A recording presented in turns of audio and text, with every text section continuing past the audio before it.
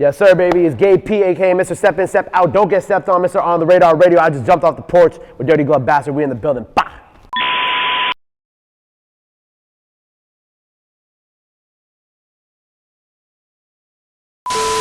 All right.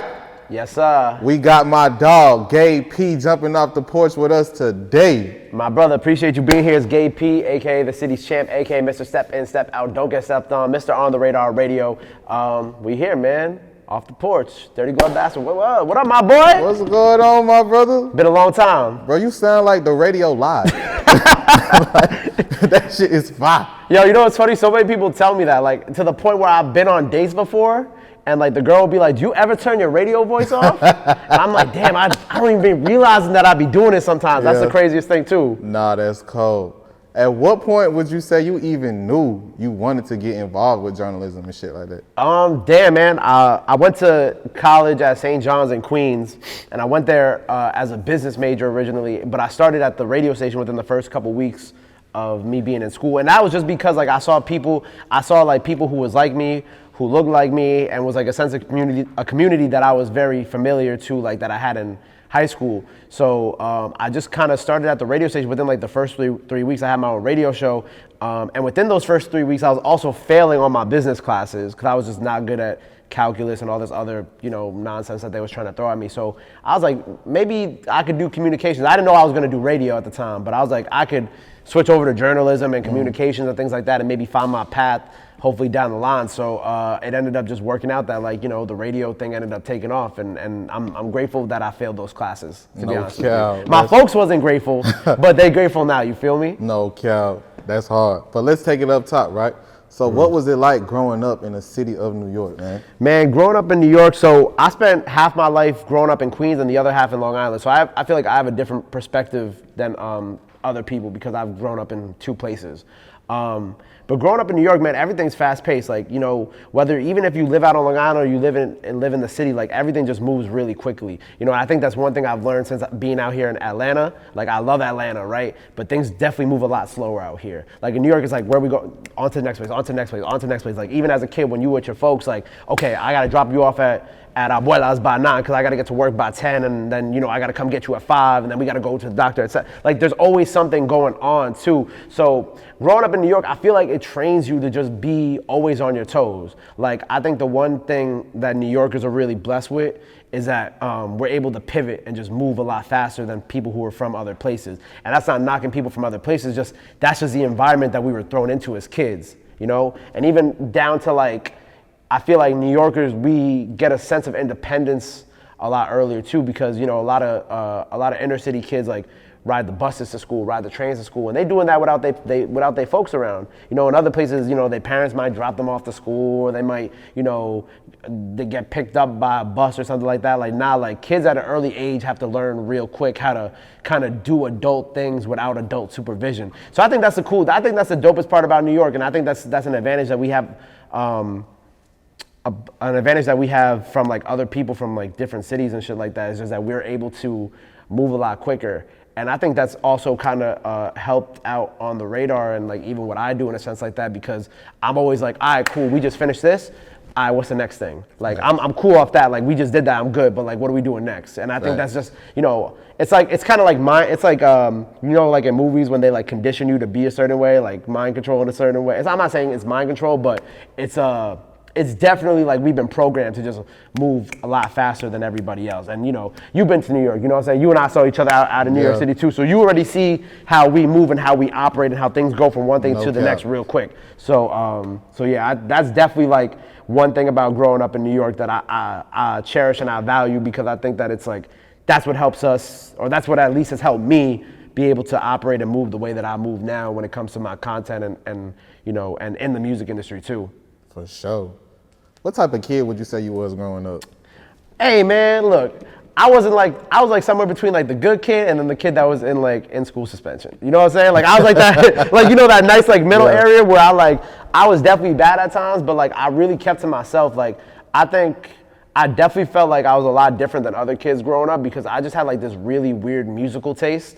Cause like on one side of me, like I could listen to like I could be listening to like DMX or Hove or like the Lox, but then the other side of me, like I might come into school tomorrow with like a Led Zeppelin t-shirt or like, cause I was really into rock growing up too. And I think that's something that a lot of people in my generation don't always admit. You know what I'm saying? Until they get comfortable within themselves. Like I think of an artist like Lil Uzi, right? Lil Uzi, he came out as like obviously being a rapper, but then as he's grown more comfortable in his shell, like you see the videos of him bumping Paramore in the car, and like that's really what we grew up listening to too. Yeah. Like we might have grown up listening to like hip hop, but like, and I'm Puerto Rican, so I grew up listening to a lot of Spanish music too. But I also grew up listening to that. So I think all these different musical tastes and musical backgrounds that I encompass in my youth really kind of, you know, molded me and who I was as a youth. And in a way that was rebellious through like the hip hop and the punk rock, but also like, you know, coming from a Caribbean household, coming from a Puerto Rican household, I feel like at a young age understood the magnitude of the importance of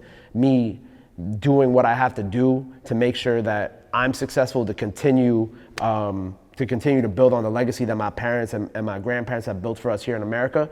I think that's very important to me because I feel like, you know, if you're from a Caribbean household, you know, whether you're Puerto Rican, Dominican, Haitian, Jamaican, and so on and so forth, like, you know how tough your parents are on you and they just want the best for you and they really want to see you succeed. So while I was at certain times, like, you know, rebellious and I felt that, I also still knew that it's like I could be that way, but like I also got to make sure that I keep my head on straight because I can't slip up, because at the end of the day, I'm an only child, so I'm carrying on a legacy and I'm trying to build upon that to, you know, be able to be like, all right, cool. Because everybody want to be able to be in that mansion one day and be like, yo, we made it. You know what I'm saying? Coming from, you know, my mom in her whatever bedroom apartment with her five sisters with no heat, no water in Brooklyn, to now we got a mansion in, I don't know, Atlanta, right? You feel me? Like that's what you want to do. So I feel like at a young age, I was very conscious of that. And I think that kind of helped me stay on track. Because I think when we're young, it's easy to get influenced by people around you to do dumb shit. And I was lucky enough that like, while I did do some of that dumb shit, I was still able to know that like, okay, I'm destined for something that bigger, and I got to make sure that every day I work towards and keep a level head on, a straight head, level head, whatever you want to say, so I can make sure that I'm able to afford that mansion in Atlanta one day. You feel me? That's hard. When would you say you noticed that you had a love and passion for music? Man, it's gonna sound really funny, right? But like two of my earliest memories of music are, well, one, watching my mom. Like I said, my mom and my pops are Puerto Rican. I'm Puerto Rican.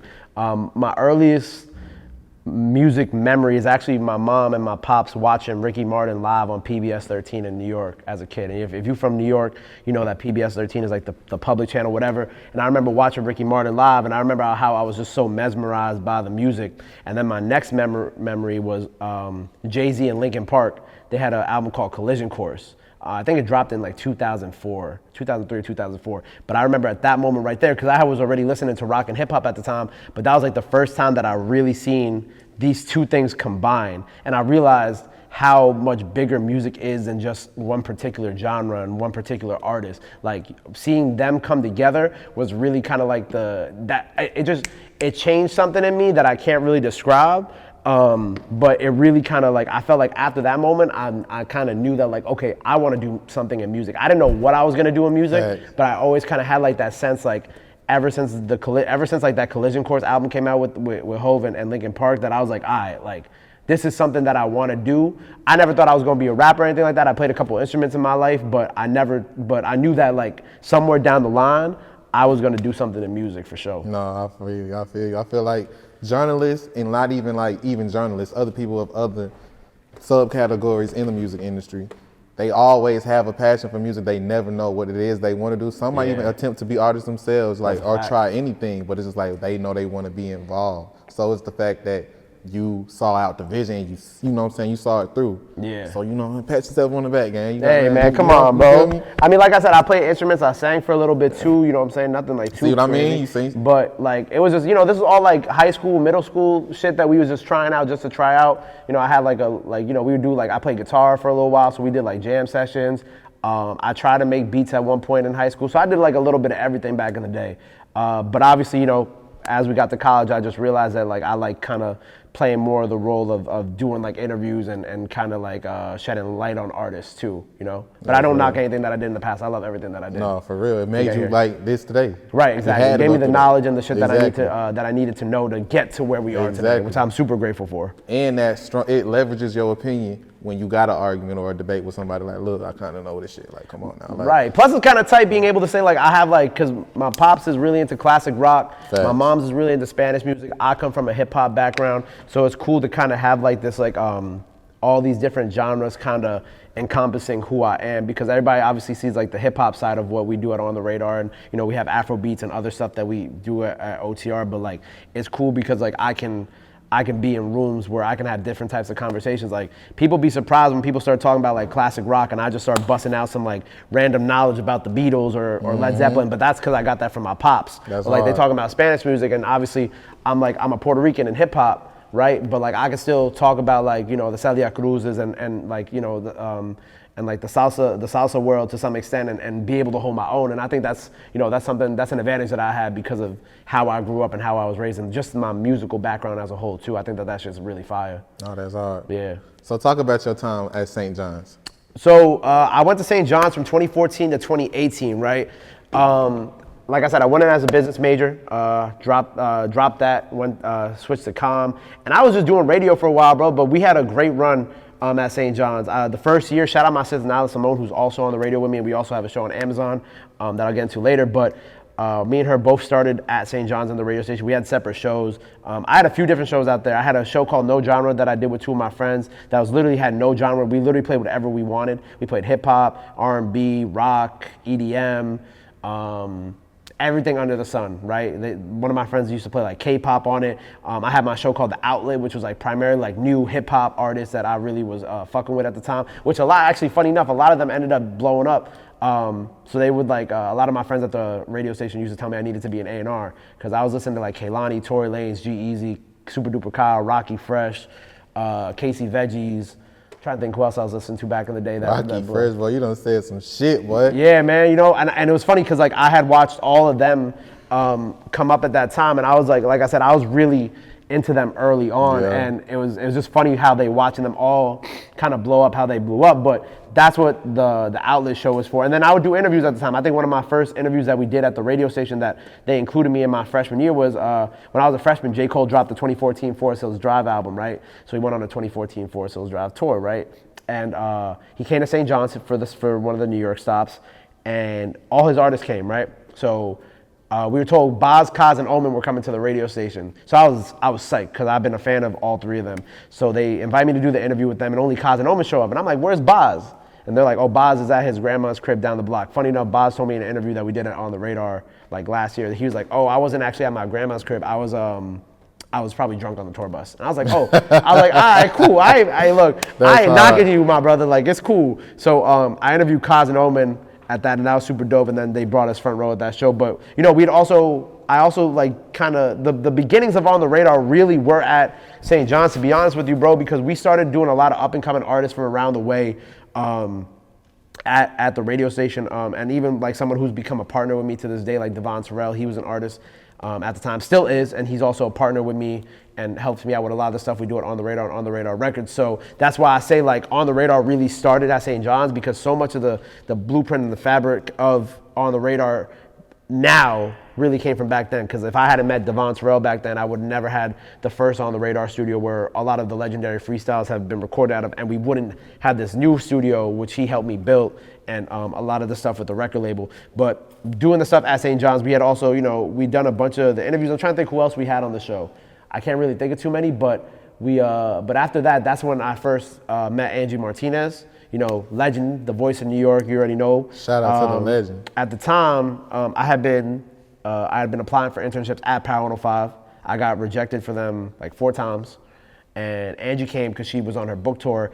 And one of her interns at the time, Diamond, who also works at iHeart still, I guess, I'm not sure how it worked out that she was coming to St. John's, but she was coming to St. John's, right? And Diamond went to St. John's. So we found out she was coming to St. John's, and they were like, oh, Gabe, we want you to interview Angie. Being from New York, legend, of course I'm gonna say yes, right? And then they're like, oh, you know, they need another interview, so I called Nyla. boom, Nyla and I are doing the interview with Angie that day. So we interview Angie for her book tour, and then a couple weeks later, Angie just takes me and Nyla and just right in Power 105. So I'm 26 now, and I've been at Power 105 since I was 19. So me and Nyla just got plucked right out of the interview with Angie, and we just started working in the radio, and then kind of everything has kind of unfolded the way that you've seen it unfold ever since, which is crazy. That's crazy. Yeah, right place, right time. You know what I'm saying? That's too wild. What was it like to receive that cosign from like one of the legendary voices of New York? You know what I mean? I mean, it's crazy, man. Like, even when, there's a couple of interviews out there where she shouts both of us out. There's like a Joey Badass interview where she talks because I think at the time Joey was talking about how like New York doesn't have any young talent in radio or like media doing things, and she shouted out me, Nyla, and a few other folks. And just kind of even like when I get those moments where I'm like, it doesn't feel real. And sometimes it's kind of like, sometimes it's like, oh, it's Angie. Cause like I've worked with Angie so long in my career, and I'm so blessed to have been around her for the length of what we've done, that it just sometimes for me is just like, oh yeah, like it's Angie co-signing me, and I don't always realize the magnitude of it because it's like, I've been with her for so long. But then when I really sit back and I take the moment to think about what just happened, I'm like, wow, like I'm really co-signed by someone who interviewed Hov, Pac, Biggie, like someone who was like right there for, the golden age of hip hop and what people like talk about and reference to this day.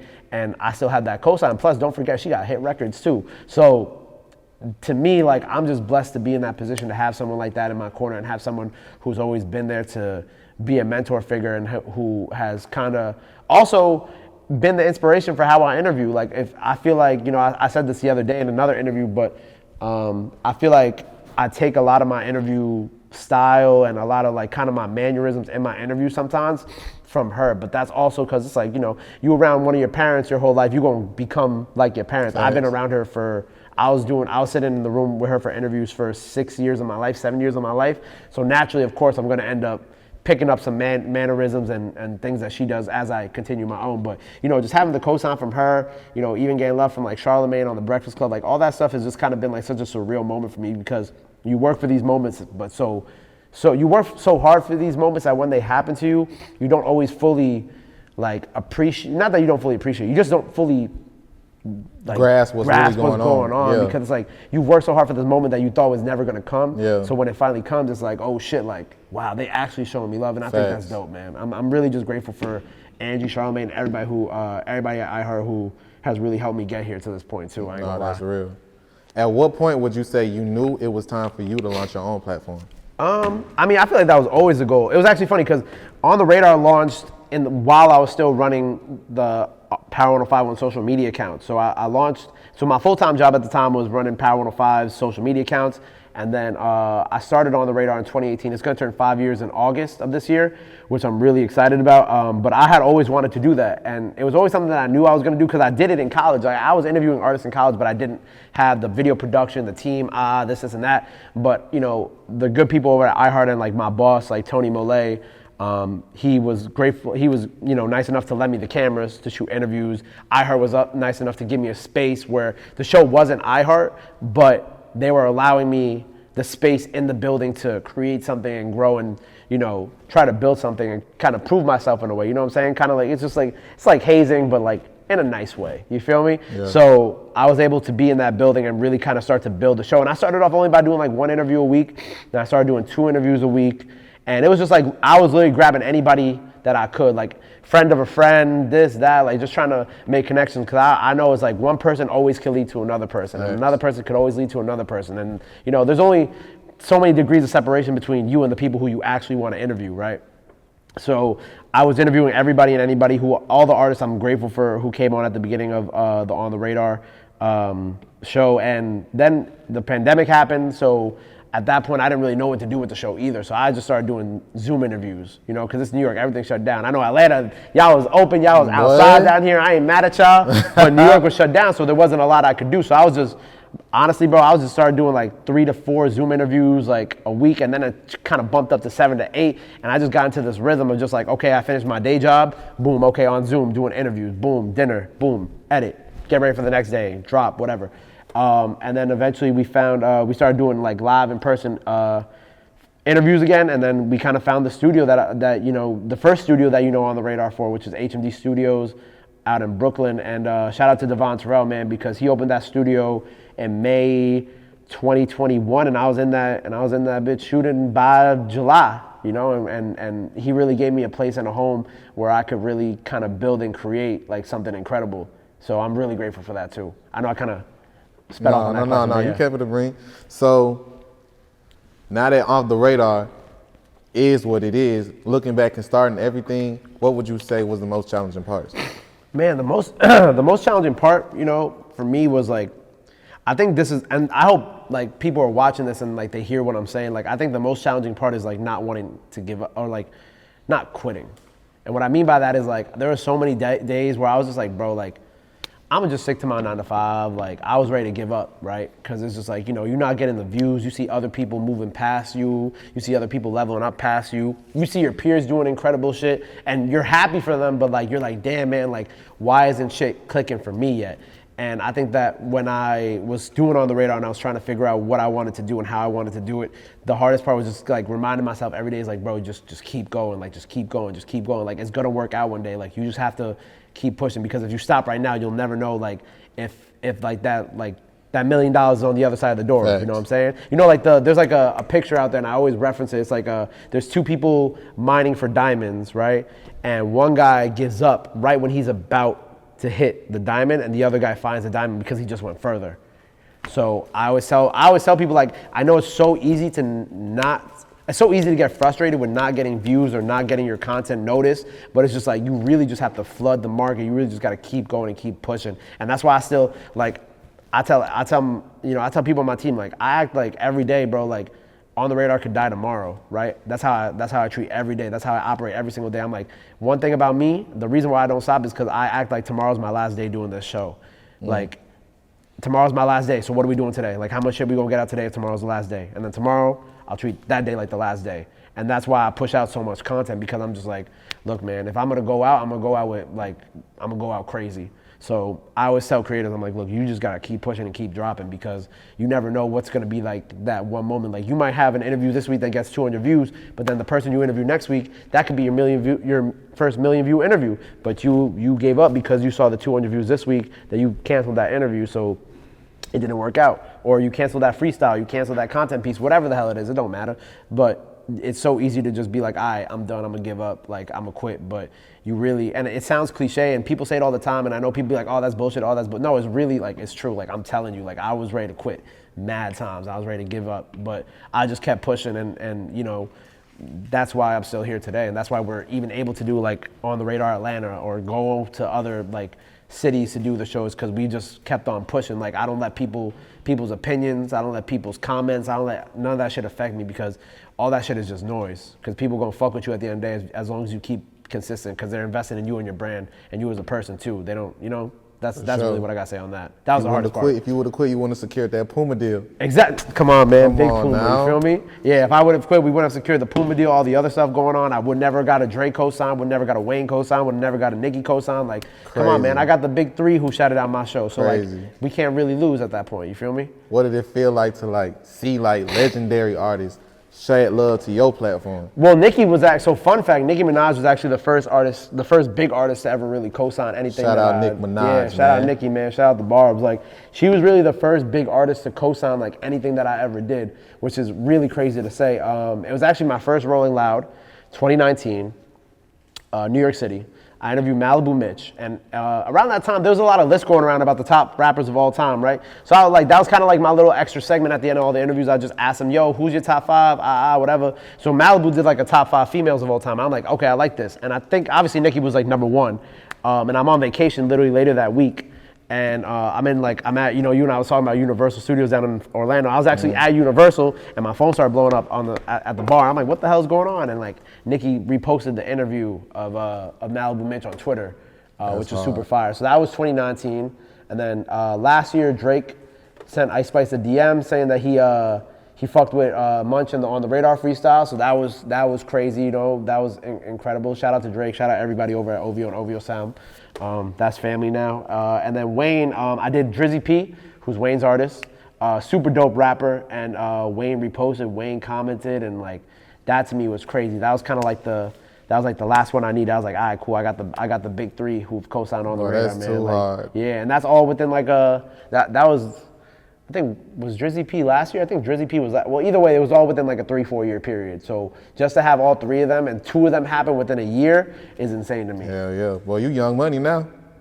Hey, man, what's up? Boy, you couldn't tell nobody shit. I wanted a YMCMB hoodie so bad. Bro, I wanted, bro, I never got my YMCMB hoodie, bro. I wanted that shit so bad, bro. You could not tell me I was not Young Money, nigga. Like, bro, I needed that shit. Oh, God, one of my boys had like the red one too. And I remember as a kid, I was like, bro, I was begging my folks to buy me that, and they was like, "Why would we buy you this?" You know what I'm saying? Like Puerto Rican parents don't understand like what this is. I'm like, I just need one of these, and they never bought it for me. But shout out, man, shout out Young Money, shout out Drake, shout out Nicki, shout out Wayne, man. I really appreciate it. Like they probably to them it's probably just another day, but to me it meant everything because it really helped me elevate what I do, and just having like those type of names, being able to say that like they shouted my shit out. Like not a lot of people in this game can say that. You know what I'm saying? Especially journalists, and it'd be positive too. Let me say that. It'd be positive too. Real shit.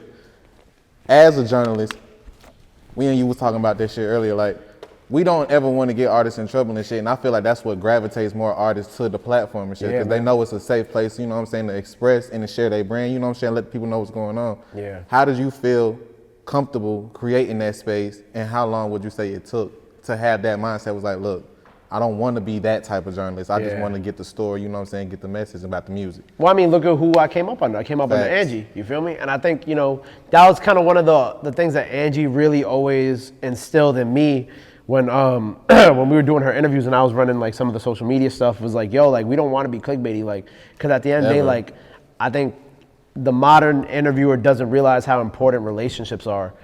In this game, like, I've been blessed to be to a bunch of like industry parties where it's like, you see like the Fat Joes, the Angies, the Marys, like all existing in this environment, right? And I think that that's super tight. The fact that you look around and you see all these people from that era of hip hop and they're all friends and they all have a level of respect for each other. It's like, why wouldn't I want to have that when I'm 40 or when I'm 45 or, when I reach that era of my life? I think that that's something that I think about often because it's like, now we live in a social media era where everything is content, but sometimes people don't realize like not all content is good content, and sometimes content can hurt the longevity of your career. People talk about how like content can get people in trouble in the streets or get people in trouble outside. That's a fact too. But as an interviewer, it's your job to like realize it's like, yo, bro, do I want to have one interview with you 1 year and get 1 million views off of it, or do I want to have 10 interviews over the course of my career and we get 30 million views off? You got to think, like, people don't think about longevity. People just think, oh, I need the click now, I need the bread now, I need this now. And they don't think about like, yo, bro, like if you want that, that's cool. If you want to be messy, that's cool. But that shit people ain't cool. gonna fuck with you. You know what I'm saying? Don't say that. That shit ain't cool. Yeah, that shit ain't cool. People ain't gonna fuck with you, bro. Right. And then it's worse if your interviews get people in trouble to the point where they're going to jail or other things are happening to them, and it's on you. Like, you have to think about that. Like, that's on you at the end of the day because you were the root cause of these things happening, and then it just fucks up your relationships down the line. And like, that doesn't only fuck up your relationships with artists, but bigger media companies don't want to work with you. You know what I'm saying? Like, you can't get the bigger bags that you want to get because you're not being held. You're not holding yourself to a certain standard and a certain accountability to be able to reach, like, I'm blessed to be on Amazon, right? I have a, shout out my whole family over at Amazon Music and Amp Radio. But like, if I was treating my platform and the things that I did differently in a more messy way, I don't think that they would fuck with me like that. Right. But it's because that I'm a genuine person. I actually care about the artists who I work with on a day-to-day basis, that like, they see something in me and they see like, okay, he's not just here for the clout. He's not just here to just do whatever and get clicks. Like, he actually cares about the culture and he actually cares about artists and how they're perceived. So like, we gonna fuck with him. And I think that that's very important to realize because I've seen so many people burn their relationships with artists over dumb shit. And I think that that's corny. I think that it's like, look, man, you really need to think about the things you say and to think about the things that you do in this industry because, relationships are everything. And the last thing you want to do is burn all your bridges. No, for real. Yeah. At what point would you say it was time to expand the brand? Like, in what way? Just like in general, like the tour and everything like that? We're not just gonna focus on this, we're gonna add this in. We also just got on the radar DJ set. You know what I'm saying? We also just got this gaming platform now as well. You know what I'm saying? What point would you was like, all right, I want more this isn't enough. This is fine. I'm blessed, but let's just, expand. Well, I think like the one thing that like, and I'll address it here because I feel like a lot of people like say this is like they think that On the Radar originally was like only a New York platform, but that was never true. Like if you watch my Zoom interview days, I was interviewing everybody up and down the East Coast to the West Coast to like everywhere. Yeah, like I was interviewing everybody. Cobain. Yeah, you know what I'm saying? Like I've been interviewing people from all over the country like my whole career. But obviously as the pandemic, slowed down and we were able to be more outside, a lot of the artists who were coming to my show to come do it in person were New York artists because nobody was flying into the towns to do press releases or anything like that because it was still kind of woggy at the time with all the rules. So we were doing a lot of like, at the time, the Bronx drill movement was going crazy. So I was just getting ready to ask, would you say you helped push the drill movement from New York? Yeah, absolutely. And I feel like that was going crazy at the time. So obviously we were there for that. And that was really the main focus at the time because nobody was really coming into New York. If you look at the early days, people were flying into New York to do interviews and freestyles with me at the time, but it wasn't as much as it is now. But that's also because of the pandemic, right? So I think since On the Radar really had a big blow up during that time, people automatically assume that like, oh, On the Radar is like a New York only platform. That's cap. Like I've always done artists from everywhere, and I've always had relationships everywhere across the country, and even across the pond. I was interviewing Afrobeat artists during the pandemic era too. Like I have a Stonebwoy interview that's fucking, I don't remember what month it was, but it was in the middle of the pandemic. He was in Africa, I was in New York, we were doing the interview. So it's always been an international platform. That's been the goal for me. So I want to address that right now. But I am always going to be for the towns. You know what I'm saying? That's not to say that we're not going to always be for the towns because I'm here for the towns. Like that's where I'm from. But at the end of the day, I think it's like, it doesn't really matter where you're from. Like wherever you're from, they're going to try to keep you there forever because that's just the mindset. If you're from Atlanta and you want to be bigger than Atlanta might try to keep you in Atlanta. Or if you're from New York, in my case, and I'm from New York, they might want to keep me in New York because they feel like that's like they own or I owe them something, right? Yeah. Like people really feel entitled to you. But I look past all that, and I had a great conversation with my brother Wayno, who I know y'all just dropped. Shout out my brother Wayno. Yeah, shout out Wayno. And we had a great convo about that. And at the end of the day, bro, like it's bigger than where you're from. You know what I'm saying? It kind of goes back to like us talking about like, oh, I want to be this person in my family to buy that mansion in Atlanta or buy the mansion in like I really wanted On the Radar to continue to be this global brand. And like, shout out to artists like Nasty C, who gave me my biggest freestyle from Africa. That shit went crazy in South Africa. Shout out people like Sleazy World, AJ Tracy, Digga D, like people who, Unknown T, people who have allowed me to bring them on my platform and really break other places. R3, the Chili Man, DDG. I could go on this list forever. Finesse 2 times. I could go on forever about this. Gorilla, G Herbo, but like for me, On the Radar, I always knew On the Radar was meant to be a global brand for music. So I always knew that's like hip hop is the core of On the Radar, but what On the Radar really is for everybody all over the world. That's why we started doing the Spanish freestyles. Obviously me being Puerto Rican, that meant a lot to me because I was like, look, I'm gonna find a way to get back to my people through this, and this is how I'm doing it. You know what I'm saying? We got our Spanish freestyle series. We got the Afrobeat series. We've had everybody from Oxlade to Loj to Fields to Stonebwoy. That's coming out soon. I'm trying to think who else we've had on that. But we've done a ton of artists from Africa who have blessed the show. And shout out my sis Fadi. Fadi was actually the first artist from Africa that we had that actually went viral from our platform, and her song went to #1 in her home country of Niger. So shout out to Fadi for that one. And then the DJ sets, the story behind that is funny. I was driving to my boy's wedding, and it was like 7 a.m, and he was blasting the new Skrillex album, right? Super crazy. First of all, my boy's insane for that. I was like half asleep. I was hungover. I'm like, why am I listening to this? But I'm laying there back listening to this in the car. I'm like, man, I really miss Skrillex because I used to listen to Skrillex too when I was a kid. So I was like, damn, like I kind of want to do DJ sets. And that's where the DJ sets got birthed from. So our DJ sets are primarily house, techno, dancehall, Afrobeat, like anything that's not hip hop for the most part. And the reason why I do that is because On the Radar is so hip hop as it is, like we don't need more. Like we have enough hip hop. Like I want to bring something different to the table that people can listen to on weekends before they go out, or Labor Day weekend when everybody getting ready in New York or wherever they are to celebrate and whatever on the Parkway. I want them to like listen to some like dancehall, reggae DJ sets. So I knew that like those were always key components of, for me at least, expanding the brand, because we always gotta, like I said, I always gotta be on to what the next thing is. Like, I'm gonna keep doing the last thing I was doing, but what's the next thing, because that's what's gonna help evolve and grow your brand. Like, oftentimes people get too stuck on like I'm doing this really well, so I'm gonna stay in this pocket, but that pocket don't last forever. If I had stayed just doing only New York drill freestyles, I wouldn't be able to last that long in this game. And that's just being realistic, you know what I'm saying? Like, people like Finesse 2 Times wouldn't be coming on my show, or G Herbo wouldn't be, well, G Herbo might, but like, I wouldn't have been able to do Glorilla's first New York City interview. Like, that's a big deal that I feel like people don't always realize. So expansion is always key, and the DJ sets is just another way that we're doing it. Like, we got the R&B stuff, the Afro beats, like we have a little bit of everything, and that's also why we started On The Radar Records too, because On The Radar Records is kind of like an expansion of that as well. That's hard. Yeah, man. How did you know it was time, like, to start a label, and what necessarily inspired it? Because a lot of the times, what you said earlier, journalists are A&Rs, and we don't even necessarily sometimes realize, you know what I mean? So it's like, we just often discover and shit like, oh, this shit is fire, and it was like, labels is paying for that, you know what I mean? But it's like, at what point were you like, I'm gonna take this shit in my own hands, and I'm gonna get an artist a platform, I'm gonna get an artist a chance? Shit, man. Well, shout out my brother Devon Terrell, because like many other things in my career, he's always been there to help guide me through this record label process. But he actually really helped inspire doing the label, because he's like, bro, like, you have all these freestyles. Not every beat you could get cleared with producers, but he's like, think about how many beats you can get cleared.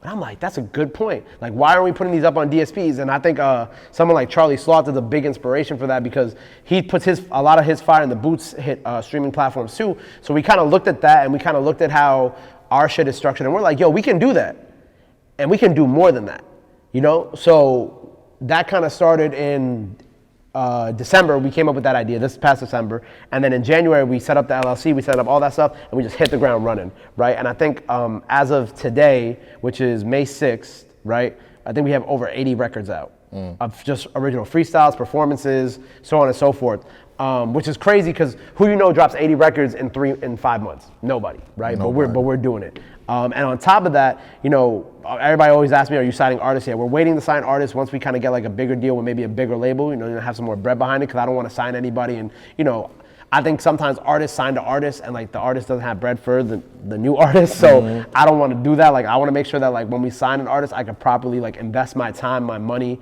and help them grow, and not just like sign them just for some bread. But with the label itself, like, we're also working on like original records too, which I'm really excited about. Like, I think that we've missed the feel of like posse cut records, like early days of like, DJ Khaled projects and whatnot. Yeah. And that's something that I really want to bring back. I think Drama did a great job on it on his new project, but I kind of want to bring that for like a younger generation. Yeah. So we're working on a bunch of original records. Like, we just recorded this incredible record with Chow Lee and Lonnie Love. Okay. So we're bringing them back. Shout out my Long Island boys. And then we got a record on the way with my brother Fergie Baby, Jaja Couture, and B-Jax. 2 from Harlem, 1 from Jersey. We got a Harlem version, then we got the Jersey version with all 3, and then we actually have a version with K Karma and Cashmere from Chicago. Okay. So you got Jersey, Harlem, Chicago. You see what I'm doing? Yeah. Bringing everybody together. That's all right. So I also got a West Coast record on the way with my brother Raven Justice, his man Surf, and my boy S5, who's one of Dusty Locane's artists from New York. So you see the duality of what I'm trying to create here. I'm really about unity, and like I said, On The Radar itself is a platform, a global platform that puts all these artists in one place. So I'm really trying to bring everybody in one place with the music too. So that's really like kind of what the goal of like the record label is as well, is just kind of put out projects, put out tapes. We're doing some live EPs. Shout out Wolfface Joey. Wolfface Joey, we did a live EP with him. That's out now. That's part of our Plugged In series, kind of like MTV Unplugged, but we plugged in. You see how we kind of flipped that? So we got that out now. So yeah, that's just a couple things of how we're expanding that I can think of. We got merch too, so if you want to go get some merch, ontheradarradio.com. No cap. Talk about Interplayer 2. Interplayer 2, man, look, I miss doing Interplayer 2, bro. So Interplayer 2, for people who don't know, that was actually my video game show that I did with iHeart. And it stopped because of the pandemic, right? But I'm a big gamer. I used to stream on Twitch during the pandemic too, which is kind of like an extension of that. But at the time, iHeart was looking to do some more video game stuff. So I was like, oh, cool. Like, I got an idea. Like, why don't we bring artists on to play video games with me, and we'll talk, chop it up, big man boo, whatever. Kind of bring them out of that, like, that environment where they feel like they're being interrogated by interviewing, Because artists sometimes feel like they're being interrogated. So I was like, let me bring them into an environment where they can be cool. We can play 2K, we can play Mortal Kombat, whatever, and we could just chill.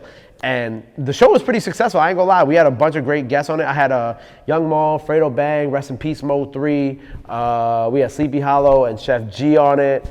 Young Dirty Bastard.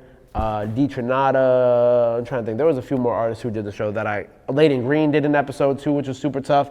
But that was just like, that was kind of like a pilot series. And honestly, bro, I love that show so much and I wish I could bring it back because I love playing video games, but the logistics of capturing the video game content as well as recording the voice of me and the artist and then the video of the actual me and the artist and the game itself and putting that together, that was a whole process. Like I definitely crashed my computer a couple times trying to like get one of those episodes out. But the video game show was dope, man. I wish I could bring it back. You know, that and like I had a podcast with Charlamagne for a while too. Like those are two things that I really wish I could bring back. What would you and Charlamagne talking about, and what would you say was the most annoying conversation you had with Charlamagne? Nah, me and Charlamagne had a comic book podcast called Comic Kings, which we also stopped because of the pandemic, right? And then we tried to start it up after the pandemic, but we were both so busy with different things at the time that it didn't work out. But it was a comic book podcast, bro. Like me and him are nerds. So like when I was an intern, Not me and him are nerds. Yeah, we nerds. Shout out Charlamagne. Shout out Charlamagne, man. And when we were interns, when I was an intern, me and him would just talk about like different like comic book movies coming out and what we thought was happening next and things like that. So around the time that one of my bosses came to me with the idea, like, yo, you and Charlamagne should just start doing a podcast about like comic book stuff. And he was down for it. And we'd take like 40 minutes after the Breakfast Club and we just talk about comic books. And the most annoying thing, I feel like his hate for DC, but I felt it at the time. He did not like DC at all. He's like, Man of Steel sucks, Batman vs. Superman sucks, this and that. Like, he's a super Marvel head and so am I. But at the time, like, DC movies were trash. Like, now I'd be like, all right, if he still said that, I'd be like, I don't know about that, bro. But at the time, yeah, DC movies sucked back then. But it was a great show. We did I think 17 episodes before the pandemic came. And I think our highest viewed episode was our review of Avengers Endgame, I think. Yeah. Or Infinity War. I forgot which one I was finna say, bro, all DC, everything low-key suck, bro. Nah, bro, no. It kind of do. The games is better. Marvel Ultimate Alliance is spanking anything DC ever put out. Bro, no. Well, Marvel Ultimate Alliance 1 and 2 is, but 3 is not. 3 is trash. The X-Men game. Fighting game. Which X-Men fighting game? Marvel vs. Capcom? I think so. Marvel vs. Capcom is spanking. No. Not Marvel vs. Capcom. I'm talking about the X-Men fighting game where they was fighting each other. Oh, it's like a arcade game, right? Yeah. I got that shit in my crib. I know what you're talking about. That shit used to crazy. I'm talking PS2 X-Men game. I forgot what that was called, but I know what you're talking about. But I think, Injustice is fire. The video game is fire. DC animated movies be fire. I like Peacemaker. Teen Titans, I give them that. That's Teen Titans, Peacemaker. Yo, you sleeping on the Titans TV show? The Titans TV show, the live action one, that shit tough. Doom Patrol is tough. They got some bangers, bro. I ain't gonna lie. They kind of creeping up on Marvel. Marvel's been kind of putting out some dookie lately. I see Guardians of the Galaxy 3 yet, so I'm not talking about that. But everything else Marvel been putting out hasn't been that great. Black Panther was pretty good, but like even that I felt like wasn't as good as like it could have been. Hold on, Trap. Goddamn. I'm talking about Black Panther 2. I ain't even seen it. I ain't even gonna lie. Black Panther 1's an incredible movie. I was gonna say. Yeah, Black Panther 1, you can't take anything away from that. But Black Panther 2 is just like, there were certain things about it that I just wasn't like, I don't know, I felt like they could have done it better. Like, it just kind of felt, certain parts felt like paced weirdly. Yeah. It's still the best, Black Panther 2 is still the best movie that they put out since Spider-Man. So what else you got going, man? What else you got coming on? Man, we in Atlanta this week, bro. I'm really excited. We filming a ladies' night cypher this week. Hold on, I got the list on my phone. Thank you, Toby. Okay. Because I want to make sure I say everybody's name. So our first ladies' night cypher, if you weren't aware, that one has 1.5 mil, I think now. I could be wrong, but that was Lola Brooke, Billy B, London Hill, Connie Diamond, Big Zen, Pretty D's, K Goddess. I want to make sure I said everybody. Hold on one second. Let me pop that up. Ladies' night on the radar, because there was a lot of women in that cypher, and I don't want to say all their names. It was Lola Brooke, K Goddess, London Hill, Connie Diamond, Billy B, Lola, Pretty D's, Big Zen, right? So they were all in that one. And that's all. That was the most New York cypher ever. You have the girl saying, suck my dick, all this shit, right? Crazy. But here in Atlanta, we switching it up. So we got Ladies Night Part 2. We shooting at Bel Air, so shout out Bel Air. In they got a little boxing ring at their studio. We got Big Boss Vet, Mellow Bucks, Cali, Sexy Red, Enchanting, Skylar Blatt, Big Brat, Vay Vanilla, Erica Banks, Pretty Brea, Killuminati, K Carbon. Okay. Yeah, man. So you got a little bit of everything. You got you got St. Louis, you got Chicago, you got Atlanta, you got Texas, you got Ohio, you got Tennessee, you got Detroit. You know, you got a little Memphis, you got a little bit of everything in that. Everything, you know. Yeah, man. So we really trying to like, while we here in Atlanta, bro, we trying to just shift the culture. We also did a great cypher last night with Slaughter Gang. You know? Oh God, I seen that shit. Shout out Slaughter Gang. And big shout out 21 for letting us use your studio, bro. I appreciate you for that. Shout out Slaughter Gang. That's the fam. Yeah, man. so we doing all that. I'm trying to think what else we got coming up. Am I missing anything? My team. I'm looking at them. I want to hear a posse record from Slaughter Gang. Huh?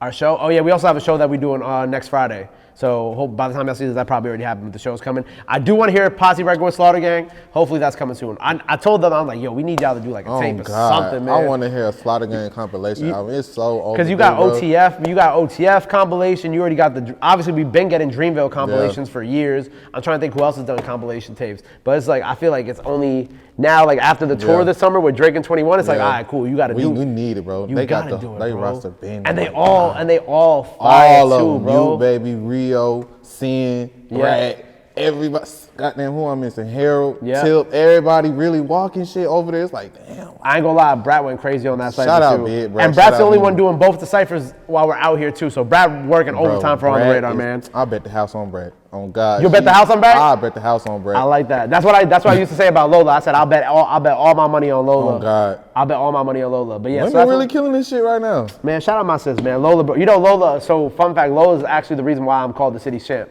Word? Yeah, Lola gave me that name. That's hard. Lola just kept on commenting on my Instagram. Like every time I'd post something or we did something with the cypher, she'd be like, "Oh, the city's champ." And so I just changed my Instagram to that. So that's how far back me and Lola go with this shit, man. This shit deeper than music. No, that's sure. why I'm Gabe P, the city champ, because of Lola. No cap, man. Shout out to Gabe, man. Any last words and shout outs? Man, look, I appreciate everybody who tuned into this interview, man. Shout out my people off the porch. Make sure you go check out On the Radar Radio, man. Every Friday on iHeart. Also, check me out on AMP Rotation Roundtable every Wednesday, 9 p.m. Eastern Time on Twitch.